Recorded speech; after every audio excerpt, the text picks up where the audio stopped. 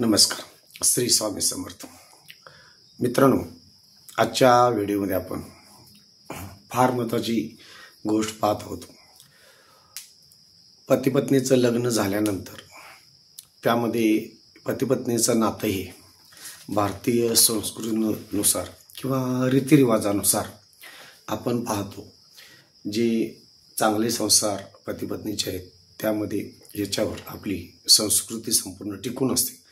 परंतु काही गैरसमज असतील किंवा अनैतिक व्यवहार जर असतील पती पत्नीमध्ये, तर अशावेळी पती पत्नीचा वाद हा मेहरबान कोर्टामध्ये जात असतो किंवा पोलीस स्टेशनबद्दल जात असतो. असंच एक 498 महिलांना मिळाला कायदेशीर हक्क.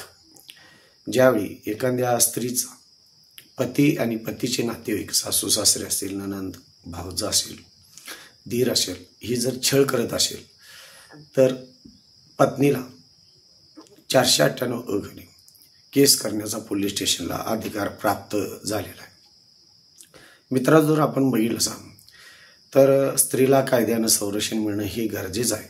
परंतु अशा काही स्त्रिया समाजामध्ये आहेत ज्या स्त्रियांना पुरुषांना विनाकारण त्रास देतात आणि खोट्या केसेस 498च्या 498 ही भारतीय दंडसंहिता, त्यामध्ये 498 म्हटलं जात होतं. पण आता नवीन BNS भारतीय न्यायसंहिता यामध्ये कलम 85 प्रमाणे आपण ही जी घटना पाहत आहोत. मित्रांनो, तर स्त्री ही पुरुषाचा सदर 85 कलमाखाली, 85 म्हणजेच 498 कलमाखाली कसा छळ करत असते किंवा खोट्या केसेस पोलीस स्टेशनला कशा दाखल करत असते आणि त्याच्यावर पर्याय काय, आणि अशावेळी त्या मुलानं किंवा नातेवाईकाने काय करावं ह्या संदर्भात सुप्रीम कोर्ट ऑफ इंडिया, भारताचं सर्वोच्च न्यायालय यांनी काही सायटेशन किंवा निकाल दिलेले आहेत.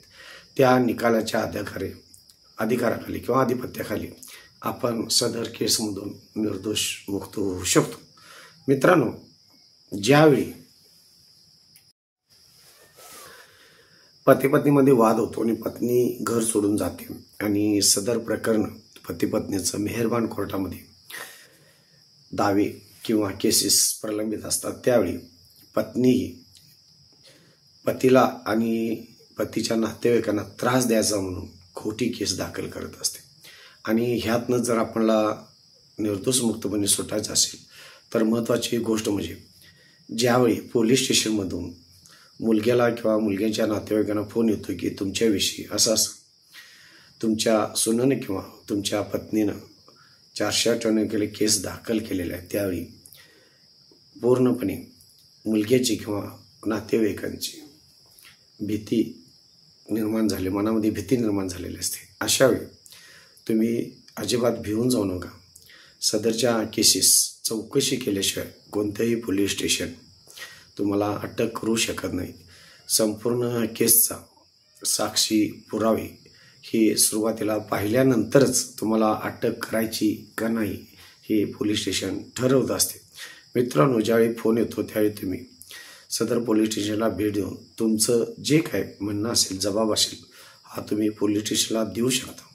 त्यानंतर सदरची केस ही मेहरबान कोर्टाकडे वर्ग होत असते. त्यावेळी तुम्ही सुरुवातीला डिस्चार्ज ॲप्लिकेशन ह्या सदरच्या केसमधून निर्दोष मुक्तता होण्यासाठी जे डिस्चार्ज ॲप्लिकेशन कोर्टामध्ये दाखल करून तुम्ही त्यामध्ये निर्दोष मुक्तता करून घेऊ शकता. त्याच पद्धतीने मित्रांनो, सुप्रीम कोर्ट आपलं सर्वोच्च न्यायालय त्याने एक महत्त्वपूर्ण निकाल दिलेला आहे. त्यासाठी एक सायटेशन मित्रांनो महत्त्वाचं आहे. त्या सायटेशनचं तुम्हाला नाव सांगतो, फार तर लिहून घेऊ शकत असेल तर लिहून घ्या. मित्रांनो, ज्यावेळी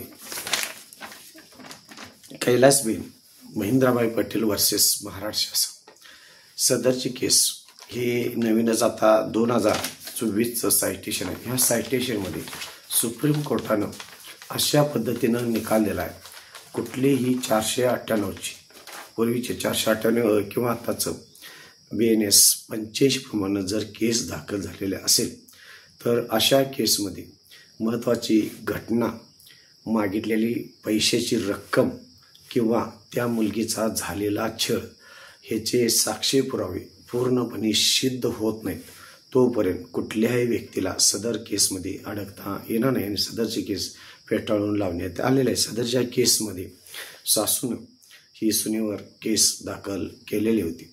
त्यामध्ये अशा पद्धतीनं निर्णय देण्यात आलेले आहेत. त्यामुळं 498च्या फसवणुकीच्या केसेसमध्ये भिवून जाण्याची अजिबात गरज नाही. सदरचा सायटेशनचा उपयोग करून तुम्ही जर तुमच्या चुकीच्या पद्धतीनं भीती घालण्यासाठी किंवा तुमच्याकडं इतर पोटगीच्या संदर्भात काही मालमत्ता मिळवण्याच्या हेतूनं जर फसवण्याच्या किंवा त्रास देण्याच्या उद्देशाने किंवा दबावण्याच्या उद्देशानं जर केस केली असेल तर सदर केसला अजिबात भिण्याचं किंवा भीती वाटण्याचं काहीही कारण नाही.